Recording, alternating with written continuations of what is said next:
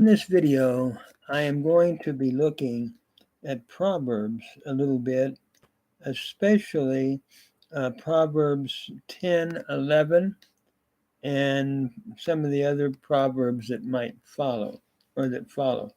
I'm going to be reading the Hebrew and then doing a brief grammatical analysis, and then a summary commentary. So I'm at verse 11. Makor Hayim Pi Tzadik Ufi Reshaim Yechaseh Hamas. The mouth, or a fountain of life, is the mouth of the righteous, but the mouth of the wicked covers or conceals violence. What a beautiful contrast, Makor, between the mouth of the wicked is like a fountain of life. What a difference between that and the speech of the wicked that really covers up an evil intent. And the two are in sharp contrast to one another. The fountain of life, it's like a source of vitality. And the imagery here, or the picture here, is the mouth of the righteous is like that, where the wicked is just the opposite, concealing and covering up evil intent. As we look at the grammar of Yechaseh, it's from kasa, to cover. It is a PL imperfect, third masculine singular from kasa.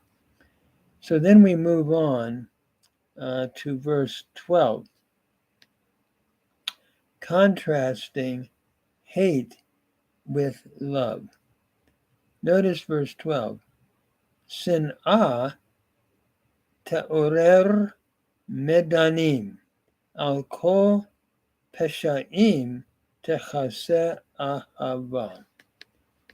Hate stirs up stripes, plural here, but love will cover over all transgressions. What a contrast. Hate, te'orer, is a polel imperfect, third feminine singular from arar, to stir up.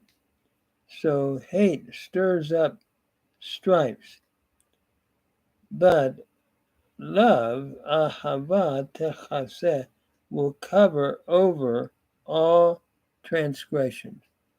Love is willing to forgive and to cover over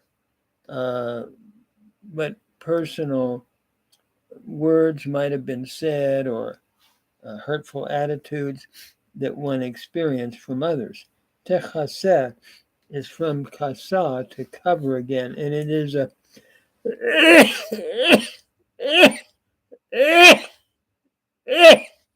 excuse me, always seems to happen every time I'm doing this. That love covers over all transgressions. Techaseh, again, is a PL imperfect, third feminine singular from kasa, to cover. Notice in the PL stem here, in the imperfect, we have a shavah pathak, and doubling of the middle radical in the Psalmic here. So what a contrast. Love is willing to forgive, where hate and just stirs up more strife. Then as we look at verses 13 and 14, we're looking at the type of speech that one can have between that which is good and has wisdom and that which is the opposite. Look at verse 14 especially. Chachamim yitzpenu da'at. Wise men lay up or hide knowledge, conceal knowledge, but the mouth of the fool, ufi avil mechita kerova, is imminent ruin. In other words, ruin is what follows from the speech of a fool often. Wise men lay up knowledge. Yitzpanu is from the root safan, meaning to lay up or to treasure. It's a cow imperfect third person plural, masculine plural, from safan, to treasure or to lay up. So what a beautiful thought here. They're not necessarily people that are talking all the time, but they treasure in their mind and in their heart knowledge. But the fool is just going on and on and on in conversation, but there's not much knowledge that is being spoken. And then we continue to look at some of these other Proverbs. I'm thinking in verse 18, where we have Mechaseh Shin'ah Siftei Shaker. The one who hides hatred is really of lying lips. Umotzi diba hu hasil. And he who utters a slander, or who brings forth a slander, he is a fool. So now we're looking at the animosity and slander, hiding hatred and bringing forth slander. What a difference between the two. The one who hides hatred is speaking, but doing it with lying lips. And mechaseh is from kasa, to hide. It is a PL participle, masculine singular, from kasa. Notice the mem prefix here and the shava pathak, doubling of the middle radical in the samic here. So he who hides hatred is of one who has lying lips. He's not being truthful often, and he hides what's really going on in the heart. And he who brings forth slander is a fool. Looking at one who is really morally defective in every way. Those who would slander another person. And what a contrast, what a truth that is being taught here. A slanderer, you have that warned against in the New Testament as well. And notice here just a little bit of the grammar. Mechaseh is from kasa, to hide. It is a PL participle, masculine singular. Notice the mem prefix again, and the doubling of the samic, the second radical of this word, indicative of a PL stem. So he who hides hatred is of lips that lie, lips of a lie, lying lips. But the one who brings forth deba, slander, he is a fool. Umotse is from yatsa. It is a hifil stem here, participle, masculine singular, from vatsa. And Mount Se became Motse. Historically, it was like an AW changing to a Holem Vav grammatically. So the one who is causing to bring forth slander is a fool. And then, let me just see one other here. Verse 20 is very beautiful. Kesef nivhar lashon sadiq. The tongue of the righteous is as silver that is choice. Nivhar, I'm understanding as from Bachar, a nifal participle, masculine singular, and then lev reshaim kim at. The heart of the wicked is as little worth in the heart of the wicked, where the tongue of the righteous speaks that which is valuable, like choice silver, I think is what he is saying, or what the proverb is teaching us. And then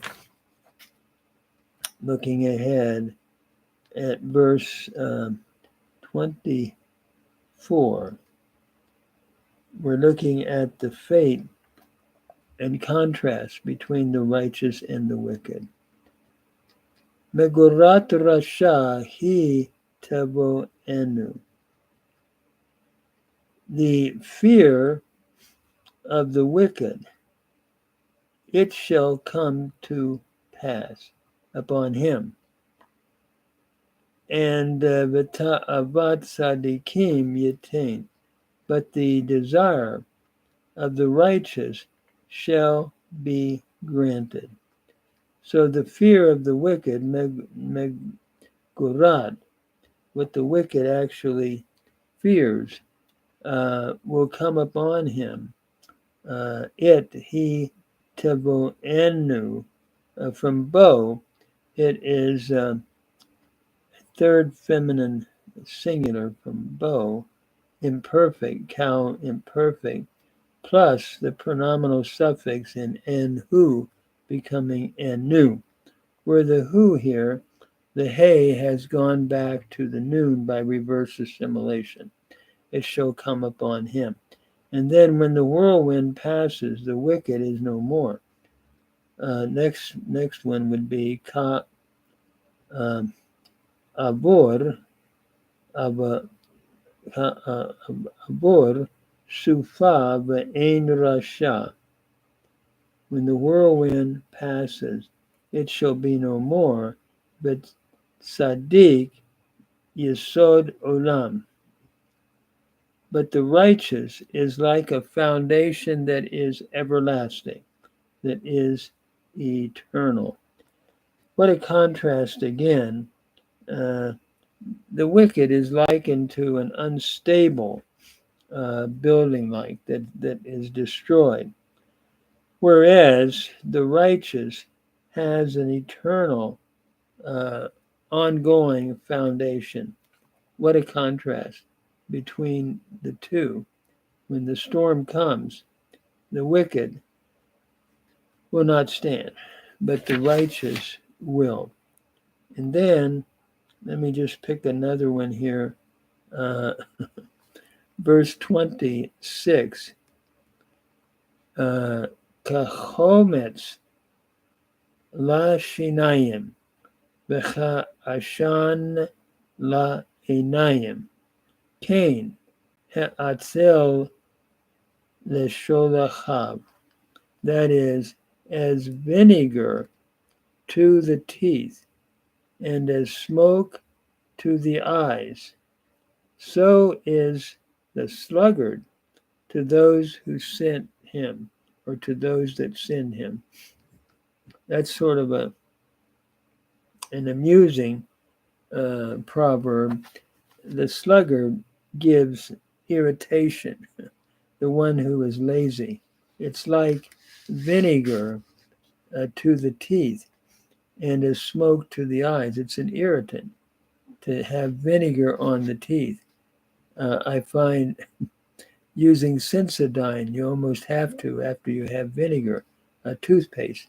So, as vinegar then to the teeth, and as smoke to the eyes, so is the Hatzel, the sluggard, the lazy one, to the ones who have sent him. The Sholachav is from Shalach, to send. It is a participle, a cow participle, a masculine plural, from Shalach, to send. So to those that send him, and it's followed by the pronominal suffix, third masculine singular in the Vav here. So as vinegar to the teeth, and as smoke to the eyes, so is the sluggard to those who, to them that send him. In other words, it's an irritant. Uh, and so I'm just thinking of anything else here that verse 30 is beautiful. Sadiq le'olam bal yamon, the righteous forever, le'olam, shall never be moved. But the wicked shall not inhabit the land. Ureshaim lo yishkenu aretz. Notice here again the contrast between the righteous and the wicked. The righteous will never be moved. Bal yemot. Yemot is a nifal imperfect third masculine singular from mot, shall never be moved. But the wicked shall not inhabit the land. Lo yishkenu from shakan. It's a cow imperfect third person plural, masculine plural from shakan. So again, what a contrast. The wicked shall dwell in the land, shall have ongoing habitation, where the righteous, the wicked will not have an ongoing habitation, but the righteous shall never be moved. In other words, the righteous can withstand whatever storms arise. They will not be uprooted, whereas the wicked will be. I think that's the thought here. And then finally, the lips of the righteous know what is acceptable. Siftet Sadiq, Yedeun Ratzon. So the lips of the righteous know Yedeun from Yada. It's a cow imperfect third person plural from Yada. So the lips of the righteous, they know what is acceptable, but the mouth of the wicked, ufi reshaim, tak puchod. The mouth of the wicked is really, can we say, a speech that reflects what they're really about, their frowardness. And the mouth of the wicked is frowardness, or the speech is indicating that they are wicked. And where the righteous is acceptable, what he or she, those that are righteous, will give satisfaction to those that hear. Whereas the mouth of the wicked is the opposite. So a man's speech reflects really his character as to who he is. It is really, and I'm quoting a quote here from Seneca, who said that speech is the index of the mind. And I'm getting this from the Sonsino commentary on the Proverbs. So again, the lips of the righteous are able to share what is good and acceptable, where the mouth of the wicked, it's just the opposite. they are speaking that which is unacceptable and that which is not received, and we see their character that is brought forth so clearly. And I think that's the point that he's making in these proverbs here. So let me just stop there. I've been trying to just slowly work through and think about the text, think about the Hebrew grammar, and use it as a platform to working through the grammar and the pronunciation. Uh, so, at any rate, uh, it's as we look at one other thing, we could simply say that the counsel of the wise has something to say that the wicked does not. I mean, I think that's really the essence of what this proverb is about and what it's really trying to say to us today as we're thinking about this proverb. So the point is, let's try to speak that which brings wisdom, that which is acceptable, and not do the opposite in our speech, because that is truly the index or speech of our mind, as Seneca had said. So let me just stop there. I'm slowly working through some of these proverbs and having fun with it. I hope it's helping someone else too. Thank you.